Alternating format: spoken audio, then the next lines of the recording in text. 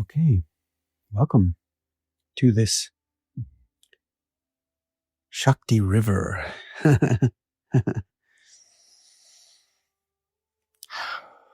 What is Shakti? When I speak of welcome to this Shakti River, Shakti is a Sanskrit word, and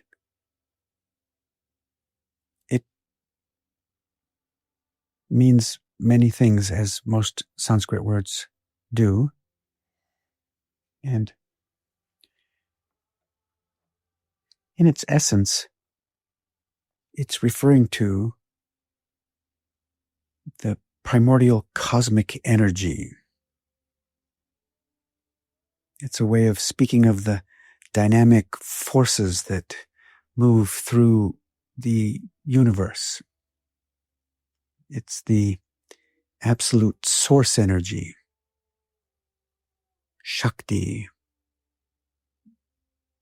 In my years at the ashram, we would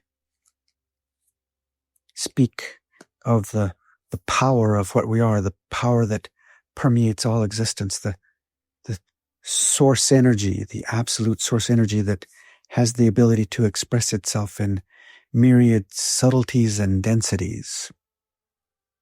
And this metaphor that I'm using here, the Shakti River, is a way of referring to this primordial cosmic source energy that flows everywhere, every when, every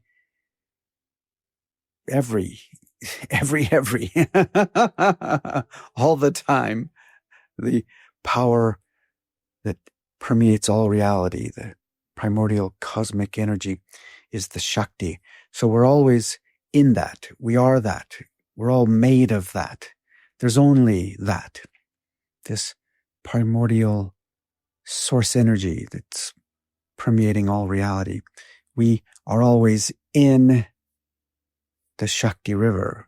We are expressions of the Shakti River. You can't ever separate out from the flow. That's why I'm using the word river, this flowing source energy that I'm playfully referring to as the Shakti River. We're always that. Everything. Everyone at all times. Now, we have this ability through the power of our attention to shift our perspectives. And if we're relaxing back into this larger perspective, we can have the direct experience of this primordial source energy, Shakti. And it's really in the direct experience that this inherent energy reveals itself. Otherwise, it's just a concept that our mind is creating from a description. So as I'm describing this, your mind will be creating a concept. Now, if you've had the direct experience, your frame of reference will be different. So in the ancient traditions, the ancient lineages, there's always the invitation into practices, ways of shifting attention so that we can have a direct experience ourselves of Shakti, of the primordial cosmic source energy that permeates all reality. That's how the truth is revealed, is in the direct experience. And the play is a play of perspectives which are determined by where our attention is. If our attention gets pulled into the limited thoughts and beliefs of our mind, into this aspect of being that you've heard me refer to as the wanter, that part of our human expression that wants things to go a certain way and tries to control and manipulate reality to get it to be in some particular orientation that feels safe and secure and known. That part of our human experience very naturally tries to control and bring things into a particular arrangement, a particular orientation to feel safe and secure. And so this is why whenever we're in situations that aren't familiar to us, that are unknown, that are risky, that are potentially uncontrollable, it creates a disturbance in that part of our human expression that I call the wanter, that likes things to be in control, likes things to be known and safe and secure. That's a part of our human expression that's necessary for our survival, as we've spoken of in previous talks. And so what we're now refining is this play of attention. If our attention is pulled into that perspective, then we see reality as a problem to be solved, a dilemma, a burden, overwhelmed in that perspective. This is where we get pulled into the perspective of the only way out is to die. This is where suicide comes from. The final conclusion of our wanter, if it can't get things to be a certain way and it seems so hopeless and no possibility, it can spiral itself down into its final conclusion that the only way out of the pain is death. So that's that play where the perspective that this whole reality is a problem and a dilemma and overwhelming. That's a very natural place that we get pulled in our human experience. But the lovely possibility is to realize that while that's real and it is a part of our experience, it's not all that we are, because there's a subtler essence to us, this awareness. We use words like awareness. Notice how right in this moment, there's the part of you that's aware of the words I'm speaking. Now, the part of you that's aware of these words isn't a physical thing. Now, the hearing of the words is happening through your ears, which are part of your body. And there's all kinds of, plumbing inside the ear canal and sensory, mechanisms to process that energy. Very similar to, in my first career, I was an engineer and I worked in the field of electromagnetic waves, radio waves, the devices that we would create to transmit and receive information through the broadcast and reception of electromagnetic energy, radio waves. This is how we navigate and communicate in that world, when I used to work at the Space Center. And so, in the same way, the power of attention, if our attention gets pulled in to that limited perspective, we lose track of the awareness, the subtlety, the part of you that's aware of the sound of my voice is not a physical thing. Notice how you couldn't grab hold of the awareness and show it to someone, and yet it's real. It's not made out of molecules. It's not made out of matter. It's a subtler dimension of existence that we sometimes call awareness. Now, all of this, the awareness and the matter, are all flows of the Shakti, the primordial source energy. The Shakti is permeating all the subtleties like awareness and all the densities like matter. The Shakti permeates all of it. So there's actually there's a unifying essence, a source energy that permeates all reality. And so if our attention is resting back into the simplicity and the naturalness of presence, of awareness, we can start to experience that this awareness that we are isn't limited to our physical form. Notice the awareness that you are, that's aware of the sound of my voice, is also aware of your body. Now, your body exists and is real. It's a coalescing of Shakti. It's a congealing, a gathering of Shakti energy that we call a human body, that has all kinds of capacities to feel sensations and have emotions and thoughts and beliefs and experiences, and all of that's real and temporary. Everything in the physical dimension of Shakti, the this source energy is a wave, a temporary wave, a wave that has a beginning, a duration, and then a completion. That's why the nature of the physical aspect of Shakti is temporariness. Everything has a beginning, a duration, and a completion. The subtlety that we are, the awareness, that isn't subject to those same parameters.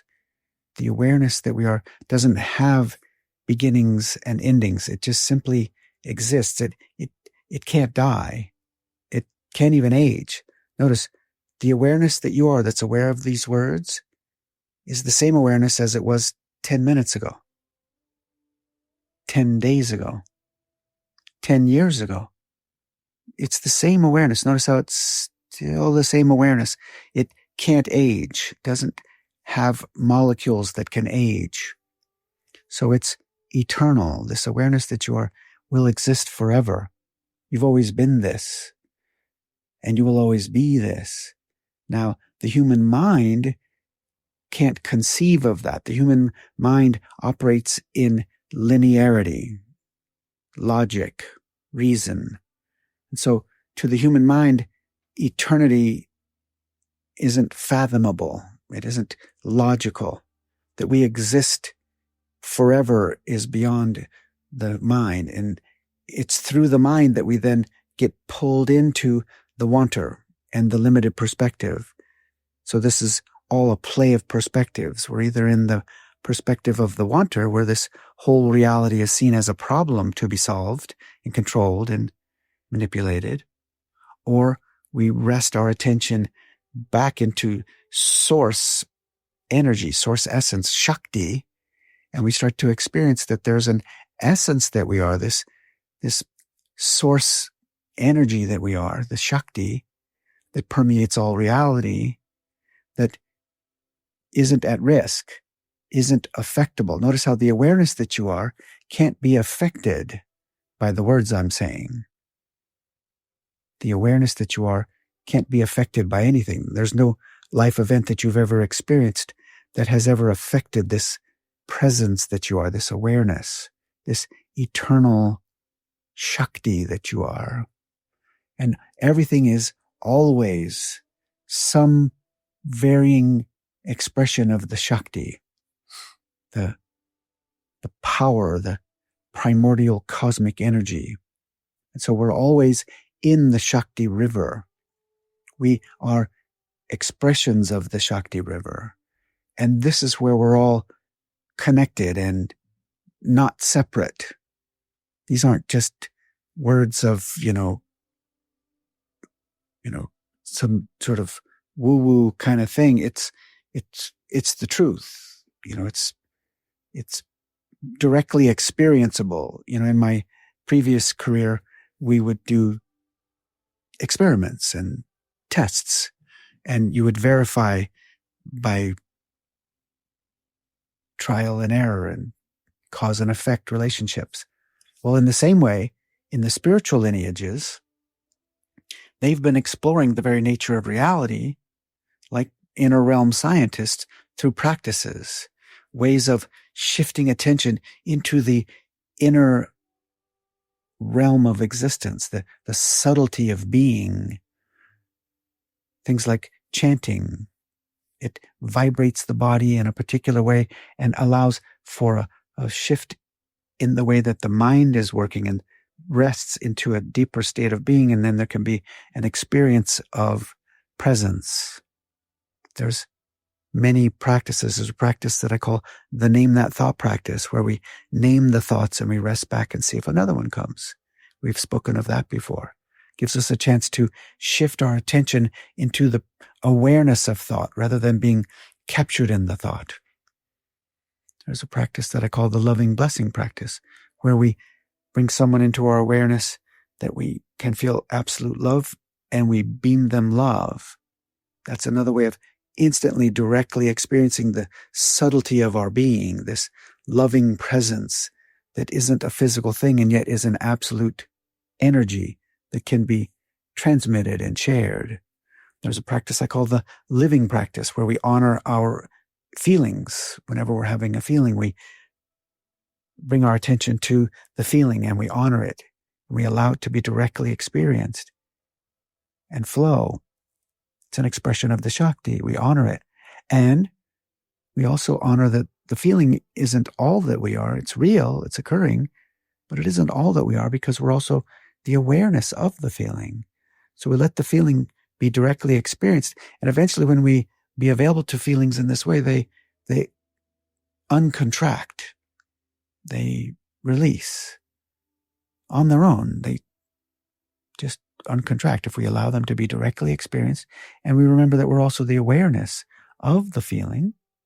And then we can roam out into the awareness that we are, the subtlety, and realize that that awareness that we are isn't limited to the body. Notice, in this very moment, as you're listening to these words, the part of you that's aware of these words is also aware of your breath. Notice there's breath happening in your body. There's in-breaths, temporary, and there's out-breaths, temporary, each in-breath, temporary, each out-breath, temporary. But notice how the awareness that you are, that's aware of those temporary breaths, isn't temporary. And this awareness that you are, notice, it's not a physical thing. And because it's not a physical thing, this is the part of you that can't die, can't even age. Same awareness that you've always been. And it's not limited to your body, the awareness that you are, this subtlety. If it was, all you'd be aware of is your body. But you're aware beyond the body. You're aware that the body is occurring in whatever environment you're in. If you're in a room, you're aware that the body's in a room. If you're outside somewhere, you're aware that the body's out in nature or out on a walk in a city or wherever you happen to be, in a car, in an airplane, a boat, a helicopter, a hang glider, wherever you might be playing. But the awareness that you are is not limited to the body. Notice, you're aware that the body is in whatever environment it's in, and you're aware that that environment is what we call a planet. Your body is experiencing itself on a planet we call Earth. And you're aware that that planet is in a solar system with other planets orbiting around a sun. Notice, that vast space we call a solar system is in an even larger space we call a galaxy, which there are billions and billions of in an even larger space we call a universe. Notice, letting your attention expand out beyond the edges of the body, and notice what you are is not limited to the locality of the body. The body is a particular location within the Shakti, within the primordial cosmic source energy that permeates all reality. The physical body is a location within that, but you're not limited to that location. What you really are isn't local. Now, there's a local expression that you're experiencing called the human life, but notice your body's beyond that. Not your body, sorry. Your body is where it is. The awareness is beyond your body. Notice. Experiencing that, roaming out. Notice, roam out beyond the edges of the body and see, can you find an edge to the awareness? Notice. And if somehow you feel you are finding an edge, then see, is it really an edge, or is there an awareness beyond that? Notice, is there really an edge to the awareness that you are? Notice, expand out in all directions. See, can you find an edge to this subtlety that you are, this consciousness, this presence? Notice, what you are is edgeless, without constraints, without requirements. And this that you are can't die, can't even age. And not only are you this, everyone is this. This is the realm in which we can abide and realize that this reality isn't a problem to be solved. It's actually an adventure, an exploration of the possibilities of Shakti, the primordial source energy that permeates all reality, expressing itself in varying subtleties and densities. We don't have a problem here. There's a chant that I sing that has that phrase in it. We don't have a problem here. Om Namah Shivaya.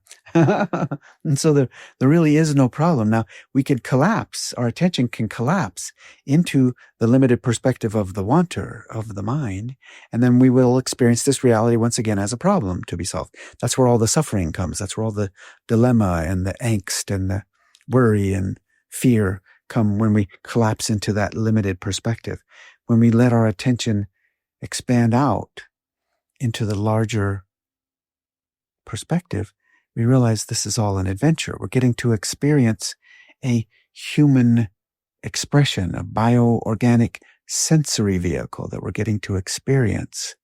All the sensations and emotions and experiences, all temporary and all real. We're not denying. And the Shakti actually permeates all of the form experience as well. The Shakti isn't in any way separated out. So there really is one absolute energy that permeates all reality. I'm playfully referring to it as the Shakti River that flows everywhere all at once without limits of linearity or logic or worry or fear. None of this is actually a dilemma. Now we can experience that, and this is a realm in which we get to explore that. What does worry feel like? What does anxiety feel like? What does depression feel like? Well, we're all doing sort of, quite extensive studies in that.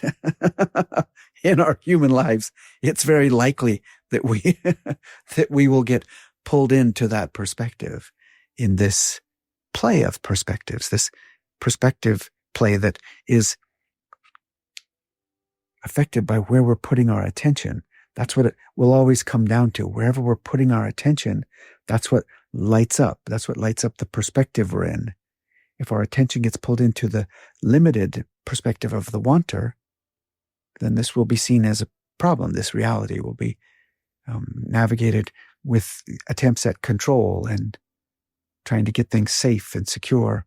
Various strategies of our wanter that we gather up along the way through trial and error to try to get things to be how we want. But what we notice is no matter how many things we've gotten to be how we want, it doesn't bring lasting contentment, because that's not the nature of our wanter, that part of our human expression that I call the wanter. It will always need to control it again and again, and need more and more of it, more safety, more security, more attention, more love, more likes on social media. Give me more likes. No matter how many likes the wanter gets, it will want another like. That's the nature of the wanter. Insatiable, never arrives in true happiness or contentment. And when the wanter gets what it wants and it feels in control, it might call itself happy or content, but it's not true happiness. It's not true contentment. It's just a temporary cessation of the wanting. The wanting has temporarily stopped. That's what our wanter calls happiness. So just reflect on all the moments whenever there was some goal or some achievement or something you wanted and you got it. Notice how it didn't bring lasting fulfillment, because that's not the nature of our wanter. Our wanter will always need it again and again and more of it, and a shinier version of it, a bigger version of it, a more spectacular version of it. That the scale will need to go up. And even when that occurs, it won't bring true lasting fulfillment. There will always be the search for more. That's the nature of the human experience. And that's all real and true. And we have lived a lot of our experience through that perspective. And yet, it is absolutely possible to shift our attention into this presence, this awareness that we are, this eternity that we are, that isn't limited to the physical experience, isn't trapped in the wanter. Our true nature, sometimes I refer to it as our true nature or eternal absolute essence that we always are. It's always right here, always accessible, simply by shifting attention. In this play of perspectives, we can shift our attention. We can become aware that we're always in the Shakti River everywhere we go.